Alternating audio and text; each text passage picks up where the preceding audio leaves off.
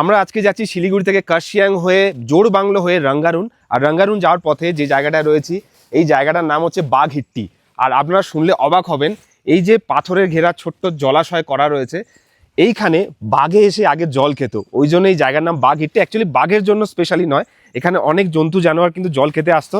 আর জায়গাটা দেখুন, এটা 1912 সালে তৈরি করা হয়েছিল, যখন এখানে পুরোটাই জঙ্গল ছিল।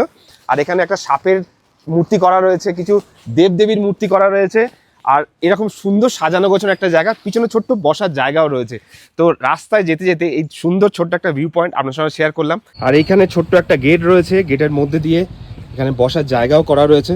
হয়তো আগে এর নিচেও যাওয়া যেত, যাওয়ার কোনো ব্যবস্থা ছিল, কিন্তু এখন পুরোটাই জঙ্গল। আর তার সামনে দেখুন বহু পুরনো স্ট্রাকচার, এখানে যিনি তৈরি করেছিলেন সেই জায়গাটা মেনশন করা রয়েছে। আর রাস্তার পাশে এত সুন্দর ছোট্ট ভিউ পয়েন্ট, অবশ্যই আপনাদের দারুণ সুন্দর লাগবে। যদিও এখানে গাছপালা না থাকলে এখান থেকেই একটা দারুণ সুন্দর কাঞ্চনজঙ্ঘা ভিউ অবশ্যই আপনারা দেখতে পেতেন। এর আগে যখনই আপনারা এখান থেকে রাঙ্গারুন বা লামাহাটা বা তিনচুলে গেছেন, এই ছোট্ট ভিউ পয়েন্টটা দেখেছেন কিনা অবশ্যই কমেন্ট করবেন।